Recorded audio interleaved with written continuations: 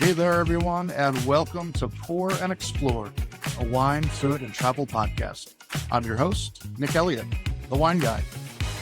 I'd love to be your go-to guide for all things wine, food, and the amazing places they take us.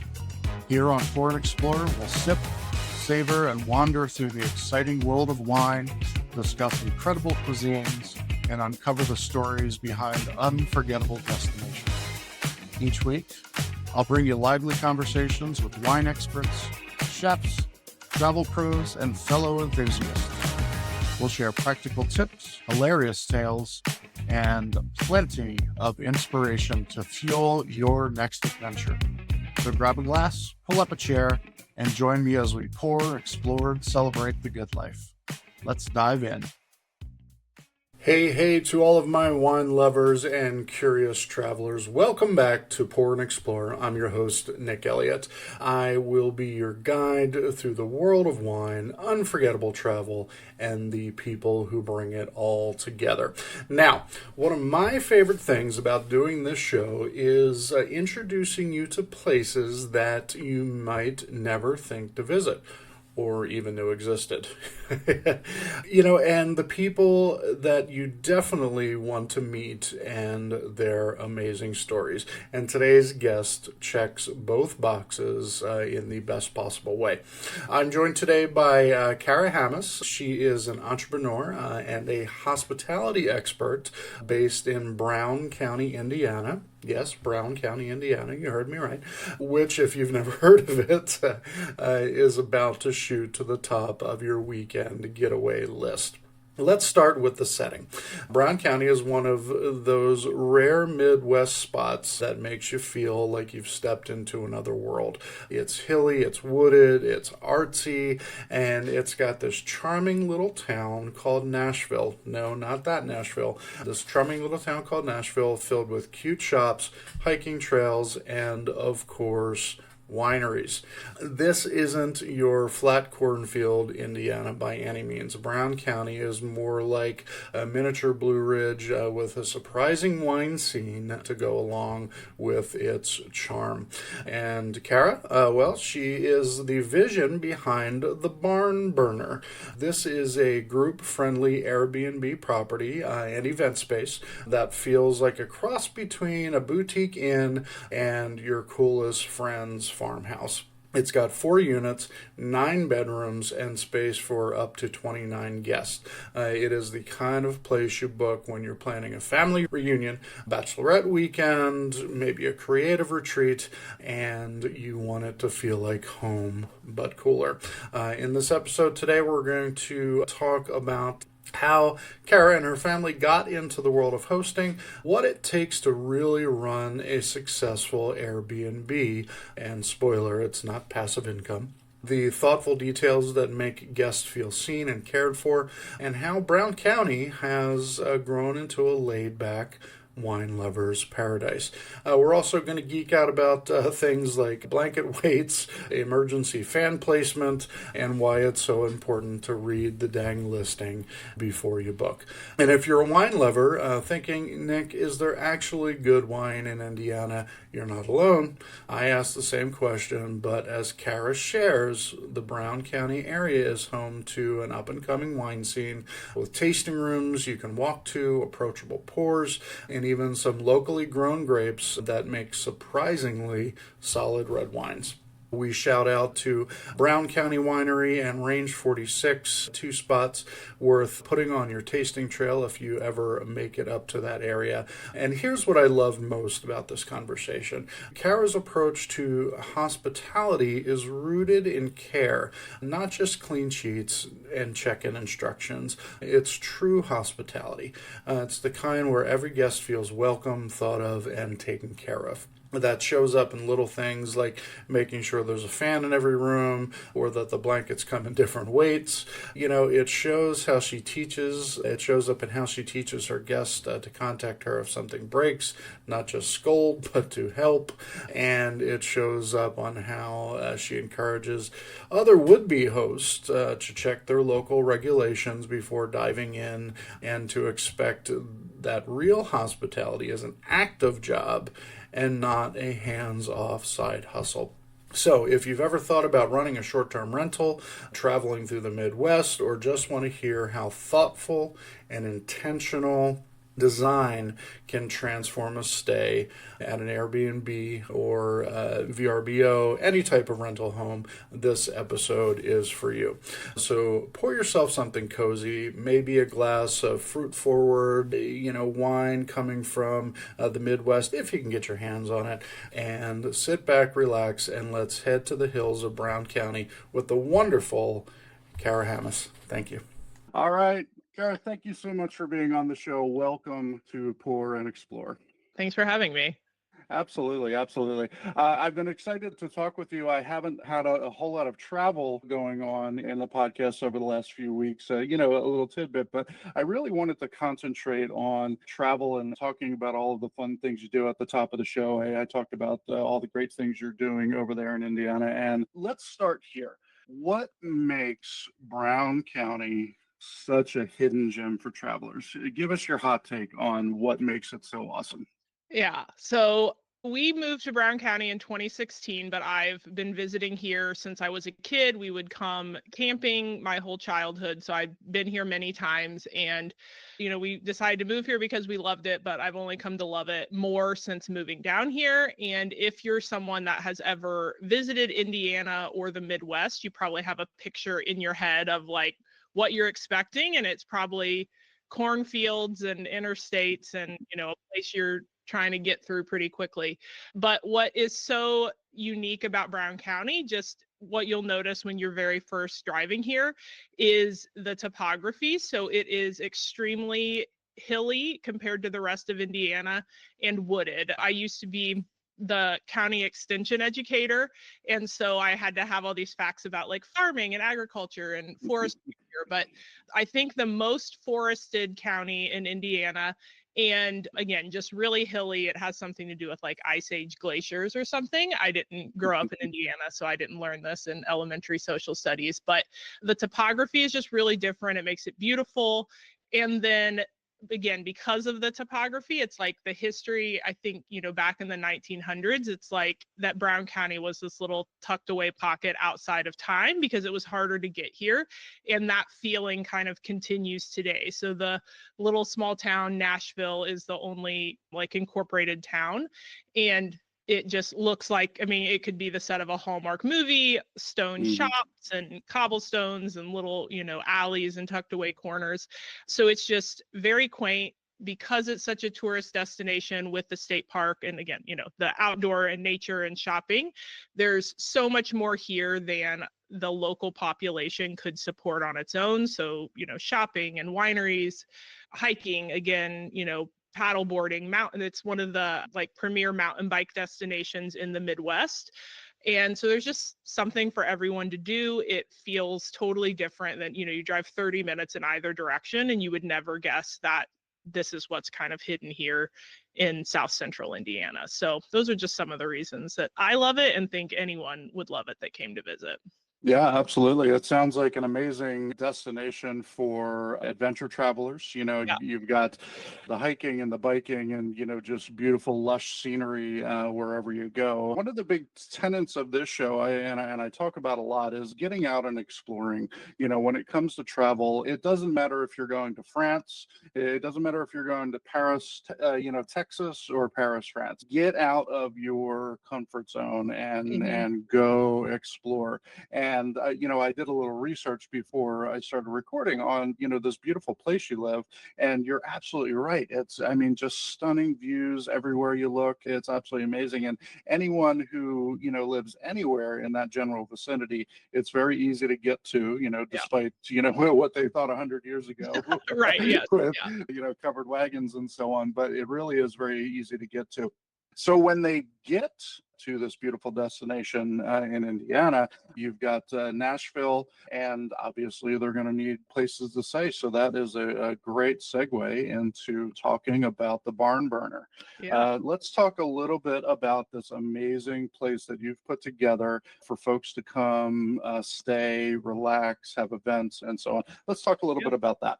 Yeah, we built the barn burner. It'll be 5 years this November that we've been hosting guests. So we had our construction all happened between March and November of 2020. So that was its own whole wild ride of a year. But at the barn burner, it has 4 units that we rent as Airbnbs. And one of the unique things about the barn burner is that we're specifically prioritize hosting larger groups and families. So groups that need the whole space, and it's got 9 bedrooms. We can sleep up to 29 people. So most of the groups we're hosting are large family groups or, small business retreats, maybe a yoga retreat, milestone celebrations, all of that. And then we've also got the event space in the same building that people can add on, or sometimes it's rented separately. Like, for example, this past weekend, there was a family group there for their 2nd year in a row to celebrate Memorial Day. They didn't need the event space, so a group was hosting a bridal shower in the event space. So sometimes it is separate groups, but we just love it. It's located right in Nashville, and that makes it so nice because it's such a small, walkable town. You can get to almost anything you would want to do. It makes it easy, especially for large groups. You're not trying to coordinate, a 5-car caravan to get everywhere you need to go. And that's kind of what makes the barn burner so unique, and the groups we're really focused on serving well.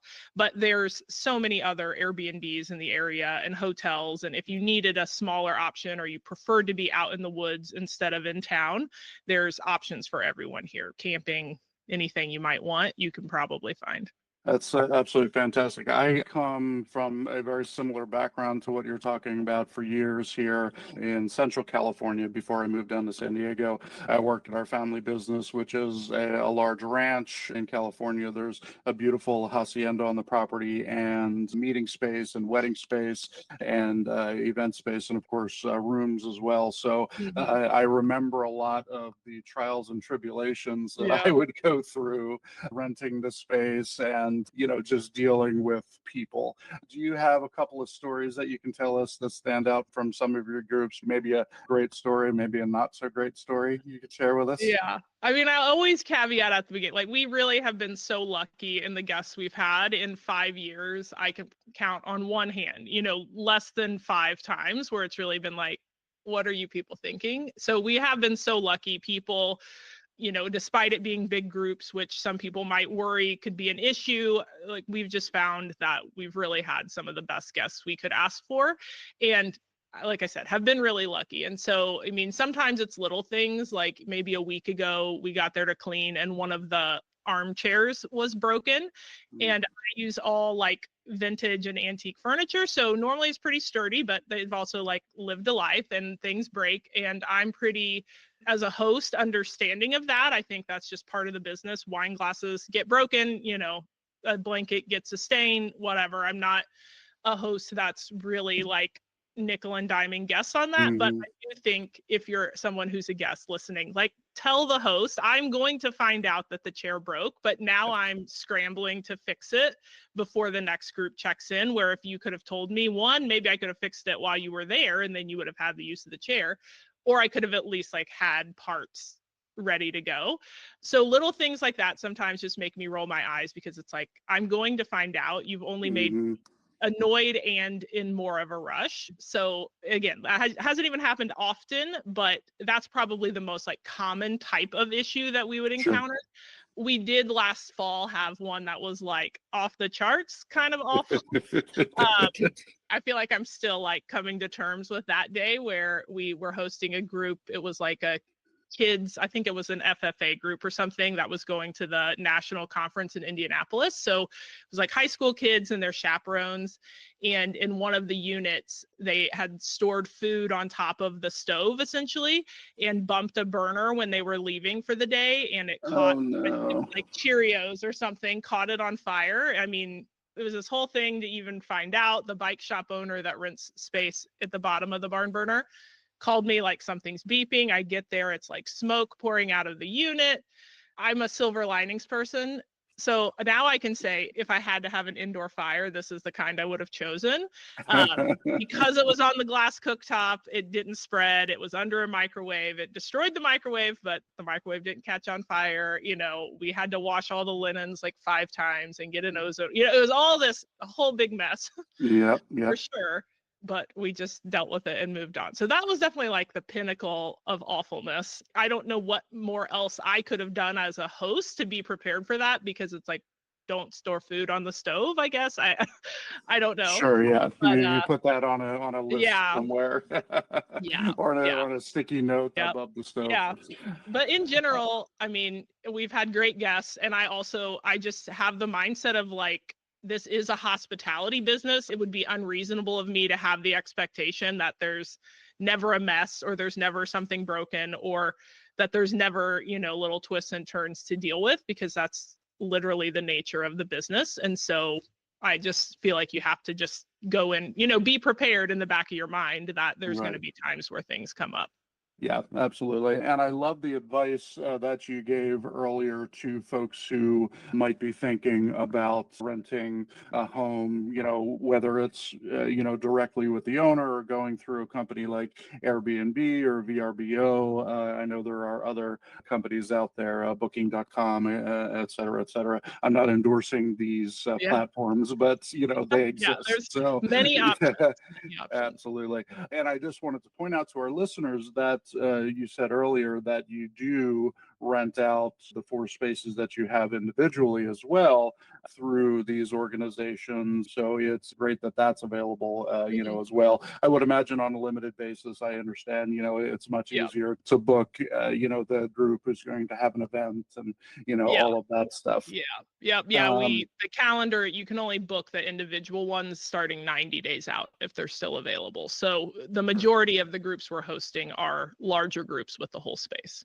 Absolutely. If you break something at an Airbnb, tell your host, they are going to find out. That's wonderful advice. What other things would you love people to know coming in? Maybe someone that doesn't have a ton of experience renting homes or has yet to rent a home. What advice would you give someone like that? You just rattled off all those different booking platforms. I get the sense from guests I interact with that people don't always understand how those platforms work. And sometimes it's to the benefit of the guest or the host to book with one of those platforms, and sometimes it's not. And so again, it's a personal decision. Some people want all their reservations kept in one place. They want the assurance of having, if it's Airbnb or Vrbo or whoever, kind of like their helpline on call. But, the reason that they're providing all of that is because you're paying an additional fee to use those platforms. And so, our properties are listed on those types of platforms. I'm happy to host guests that book that way. But if you're open to booking directly, a lot of especially larger operations, like we do direct bookings, and you can save 14% or more on your booking costs. So it's actually a pretty sizable service fee that those platforms charge. And that's just, again, the nature of the game. I'm not begrudging them that. I appreciate that, that they're aggregating all these listings. But if the listing is using a particular name, like we're the Brown County Barn Burner, it says that in our listing. If you saw that and Googled it, you could find our website, and I have more flexibility with those kind of bookings. So I would just encourage people, like, understand what you're paying for to book on those platforms. And if you're open to different terms or whatever would be required with booking directly, that you consider that. I think also, I would hope people do this already, but it's like really understanding what you're getting. For instance, we can host up to 29 people in our spaces. And I'm really clear about this, but I see plenty of listings that aren't. It's like that requires you're doubled up in king and queen beds, you're using sofa beds, you're da-da-da-da-da. It's like we host like small business teams that are doing like an executive retreat. Okay, you're not going to get 29 people with that layout. You're going to have 9 people maybe, because that's how many bedrooms we have, or there's 14 individual beds. So it's like, that's obviously a big occupancy difference than 29. So just understanding what's required from the occupancy. Something I also look at is the dining table setup, because part of why the Barn Burner is the way it is because we like to travel in large groups. So I'm very familiar with what it takes to plan a large group trip. And I see so many listings, 14 people, and it's got a 6-person dining table and like 2 bar stools at the counter. And it's like, well, what are we all supposed to do? Right. We want to eat dinner together. So just looking at the layouts, understanding what you're getting. Is it one of those listings that I'll never understand that says they provide you with 1 roll of toilet paper and you have to bring your own with you? Make sure you're comparing apples to apples in that sense. Like, are you comparing the price of a full service, fully stocked location to a totally bare bones option? And there's all sorts of travelers. Some people are fine with the bare bones option. They would prefer that. That's fine. But if that's not you, like, don't add that another stress on your back of, oh, now here's another thing I have to pack. Yeah, 100%. In my experience renting our Airbnbs, VRBOs, et cetera, is the listings are a lot of times very specific about what they include and, more importantly, what they don't. So making sure you understand that ahead of time is an awesome thing. And, another thing that I do a lot when I'm renting Airbnbs, we typically travel with our 3 dogs. They're small dogs. Oh, yeah. So, I will have a conversation with the host in the messages, side of the platform before I pull the trigger on anything, because I want to know, very specifically, well, first and foremost, is that allowed? Right. It says pet friendly or whatever it is, but 3 pets, is the backyard fenced in? These are things that are important to me, as a dog owner, someone who travels, with them. And, obviously, if you're a person that uses the bathroom, it's good to know Yeah. that you have more than 1 roll of toilet paper Yeah. Yeah. available to you. I love that. I read a great interview article with you in Authority magazine. It was really well done. And you talked a little bit about what you call the magic touches. What are these little touches that you personally add on to your hosting that's kind of your signature? Something I've done a lot of thinking about lately. I mentioned we're coming into 5 years of having been hosted. And so I've spent a lot of time this year trying to look back and identify, what have I learned? What are things that have been on my list forever that I've been needing to implement? And there's kind of 2 things I've boiled it down to recently. And it's, at the end of the day, my goal for all of our guests is like, am I doing things that make it easier for them? So easier for them to get away, to find things in the space, just does it make sense for them? Does it make them feel welcome? Is the other one. And for me, that is, there's a lot of different ways that a guest might kind of interact with those 2 frameworks for me when they check in. It's everything from, like, on our beds, there's multiple weights of blankets. You've got like your duvet plus an extra. We've got ceiling fans, plus I just added little table side fans because I'd had multiple people mention that. And that to me is like the welcome piece. It's like, just because I think a ceiling fan should be enough, if more than one person says it would have been nice to have a little table side fan, it's like, then I should just be adding it. It's not that big of an expense. And sleep especially is like a critical component of a quality Airbnb stay or a hotel stay at all. And if that makes a difference, if one person has said it to me, probably 10 people have thought it. That's not scientific study or anything, but I just find most people, if it's in their mind, they're like, this isn't that big of a deal, they're just not going to mention it. So it's things like that, but it's also little things like, work with my cleaning team of little things like when you're putting the coffee cups back on the shelves, like lining all the little handles up and stuff like that may seem tiny, but my personal opinion is that all those little touches of cleanliness, of orderliness is something where I expect it to be. Like, those are kind of subconscious signals to the person in the unit of like, oh, like I can relax. This stay will actually be what I need it to be. Anything that's confusing or just dirty, especially, we don't want that. But I think people underestimate how much confusion messes with somebody when they're trying to figure out a space, and how that can really like taint your enjoyment of a stay.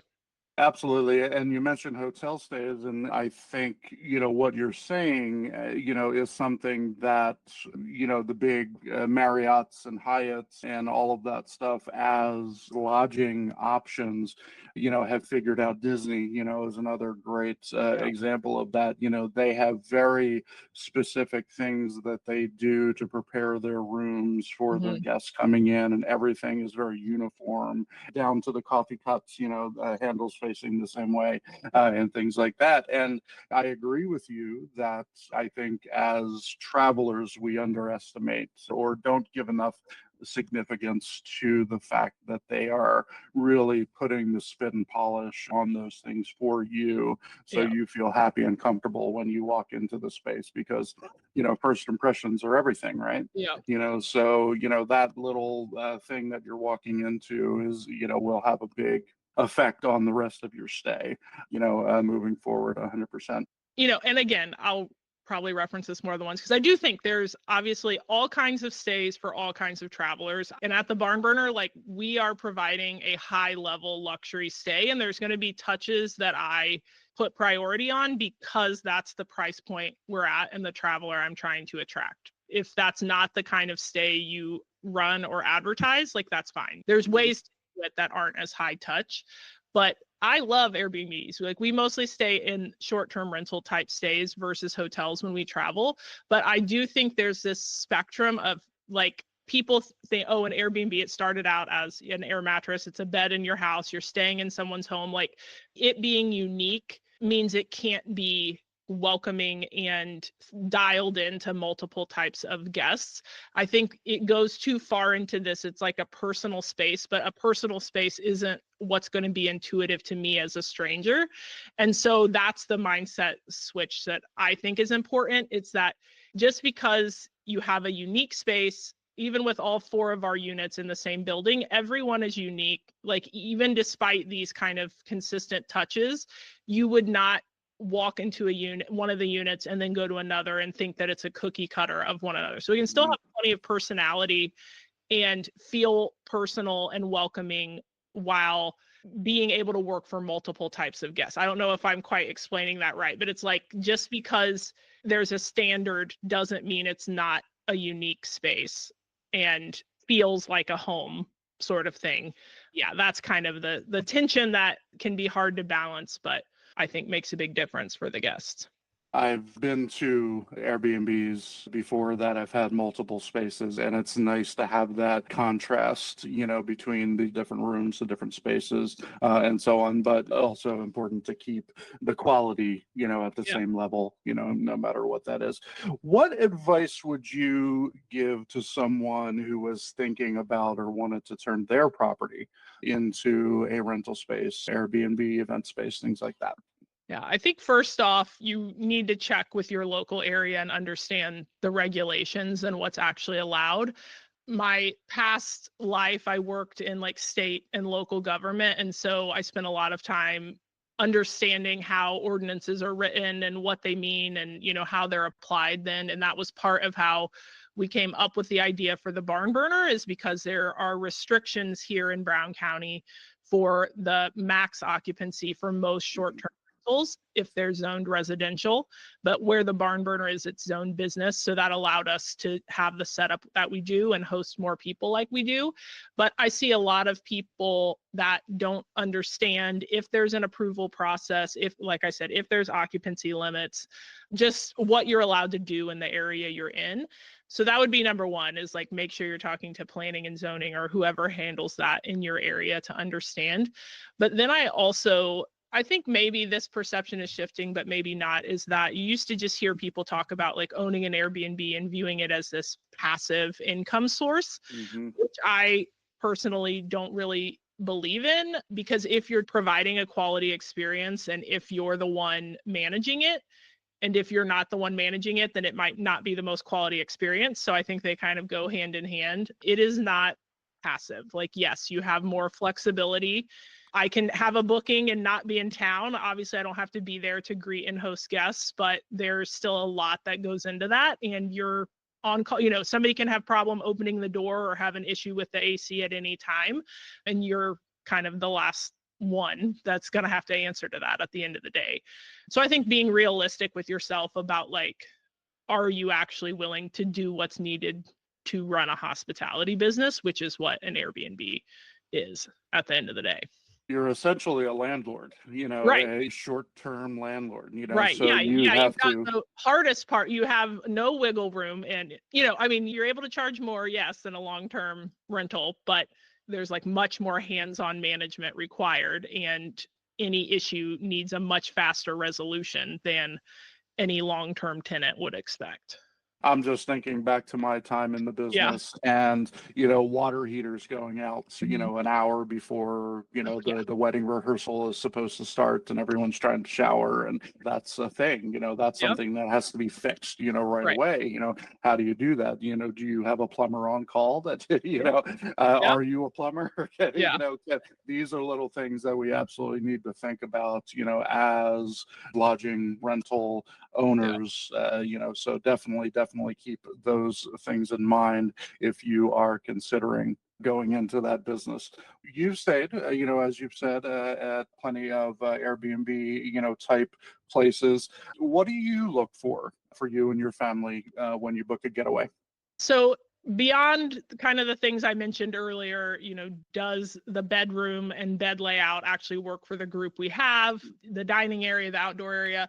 I like places that have a uniqueness and like a sense of place to where they're located. So, I like to be able to get a sense of the area, like based on the decor and the way it's furnished and the activities that are available. So, for example, last November, I went on a solo trip to Mexico and like I stayed in an Airbnb that had like art and culture from the area that I was able, it gave me a sense of the place I was in. And that's something that matters to me. I find travel to be really inspiring and I like design, I like architecture. And so not necessarily like a place that's crazy luxury, like high end. To me, it's more about just, I don't know, it's just like a vibe and a feel of the place that it's obviously well cared for. It's been decorated in a way that makes sense where it's at.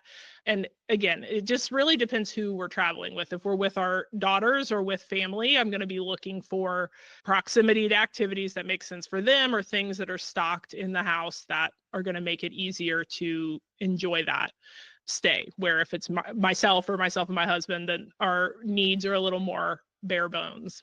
Yeah, having a wish list, ahead of time, understanding what's going to make you the most comfortable and the most uncomfortable, so taking those things, you probably don't want to book that condo in downtown San Diego if you're looking for, a nice, intimate, retreat for you and, your small family, things like that, so these are things you want to think about. And something kind of in line with what you mentioned earlier about how if there's something really important to you, like you traveling with your dogs, like message the host in advance and confirm that thing. A lot of times, especially if you're like booking on a platform, it may not show. One thing that will oftentimes matter to me is like, where is this actually located compared to what am I wanting to do? So whether it's I want to be in a walkable area or we know we're going to this state park or something and the only entrance is here. Like, I don't want to stay somewhere that's 40 minutes away from that if I know that's a really important activity. And it's not always easy or accurate on some of those platforms to truly know where something is located. And that's for safety reasons. Like, I understand all that, but if you know that that's important to you, message the host in advance and say, how far away is this from X, Y, or Z? Or how easy is it to walk? Or is it close to a subway station? I mean, oftentimes this will be in the listings, but it's easy to you hope people are honest and accurate in their listings, but sometimes you'll see some and you'll be like, 15 minutes from X, that's a stretch. I know where this is and that's a stretch. And so asking people to just confirm that can, save you a lot of headache in the long run. Yeah, definitely. As I pointed out earlier, using that message section of that particular platform that you're using has been uber helpful to me, getting questions asked, talking about proximity to places, is it walkable? I love all of those questions and those can be easily answered in those places. So Yeah. Definitely want to utilize those when you're booking. Yeah. All right, let's switch things up a little bit. Yeah. You mentioned wineries earlier, and of course, I would be remiss as the wine Yeah. guy, Yeah. to not talk about some of the great things that are happening in the state of Indiana when it comes to wine. What are some of your local favorites? It is a tourist area, so we have several wineries and tasting rooms here in the area. There's two wineries that actually, do their production here in Brown County. One is called the Brown County Winery, which, you could have predicted that. And there's a newer one that just opened last year called Range 46. So both of them are producing here in county and have, their production facility you can visit and a tasting room. And the Brown County Winery actually has a second tasting room in town. And then there are other wineries just like in the state of Indiana. Some of them are pretty close to Brown County, but aren't actually producing here that have tasting rooms here as well. And so it's fun. Most of them have free tastings or it's $5 or something like that. And if you buy a bottle, then the $5 gets taken off. So it's actually a really fun way to walk around town. There's 4 tasting rooms in town. So you might be hard pressed to do all 4 in one day just for, being able to walk from one to the other after you're done. But you could do it or pick a weekend and do 1 or 2 a day. And I think most people would, if you were familiar with Southern Indiana wines, like there's definitely a range and some of it goes more towards sweet or using other fruits like blackberry or strawberry, like not Boone's Farm level. I mean, not to throw shade at any particular brand, but alternate fruits, because that is kind of, I would say, kind of a Southern Indiana, like hills of whatever tradition, but they're also using more traditional grapes and making dry reds and a whole spectrum. And so that's why the tastings can be nice. You'd be surprised at how good some of them are and affordable as well. So Here in California, of course, we make wine in California. yeah. That's what California does, right? Yeah. But the more I dig into winemaking around the states, the more fascinated I get. And I just want to keep diving in. Wine in Kentucky, wine in Virginia, wine in Hawaii, of course, Oregon and Washington as well. I had a great conversation with someone recently in New York and above the border in Canada as well. I've got an episode coming out, or it actually would have come out by the time this airs, about Canadian wine, Southern Ontario wine. We just don't know they exist, and it's so much fun to explore. Of course, I can't thank you enough, Kara, for being on the show today and, really shining a spotlight on not only what you're doing, but this beautiful area that you're in. There's so much to do, so much to see, and I think it would be really a lot of fun to, get out there and explore Brown County, Indiana. Yeah, I should have mentioned this earlier when you were asking me about the area, but anybody who's watching, if you see the photos behind me, my criteria for the art I collect for this room is that it's original, it's less than $25, and there's a couple exceptions to that. But the biggest one is that it has to look like it could be from Brown County. So some of it is, I collect stuff on trips and all other kind of places that isn't necessarily from here, but the subject matter could be a place in Brown County. So like this is the vibe of the area. And if that appeals to you, then you definitely should come and visit. I mean, covered bridges and tree-lined dirt roads, and it looks absolutely gorgeous. And I can't wait to get there. Kara, thank you so much for your time today. I really, really appreciate it. Yeah, thanks for having me. What a super fun conversation with Kara. I don't know about you, but I'm very tempted to pack a bag, grab some friends, and book a weekend at the Barn Burner. If only I wasn't 3,000 miles away. Here's what I loved most about Kara's story. It's not just about renting a cool space. It's about building connection. And that, at the end of the day, is what this show is all about. Building that connection through travel, food, wine, stories, and just amazing things. And I'm so glad I could have her on the show. When it comes to hospitality and the rental space, it's a welcome basket. It's a fan in every room. It's a quick response when something goes sideways. Kara brings heart and hospitality to everything she does. And let's not forget, Brown County, Indiana is not what you think. Wineries, art galleries, charming hiking trails, a town called Nashville, which is just as fun as the one that you're thinking of, and apparently some of the most group-friendly rentals around. If you're looking for a unique travel spot that's a little off the beaten path, but one big on charm, you definitely want to look her up. You're going to find Kara's details in the show notes, and please go check her out. Follow them on social media. They've got a lot of cool stuff going on.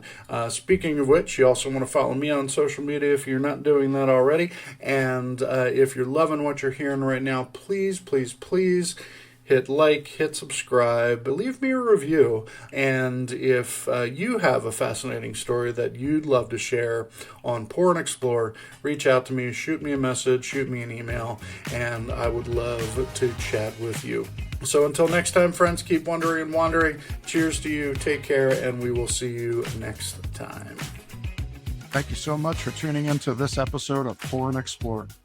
I'd love to hear your thoughts, your stories, and your questions, so you can drop me a line at cheers@thewineguy.vin. That's cheers@thewineguy.vin.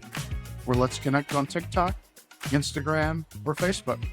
Grab those links on my website at thewineguy.vin. Until next time, let's keep wondering and wandering. Cheers, everyone.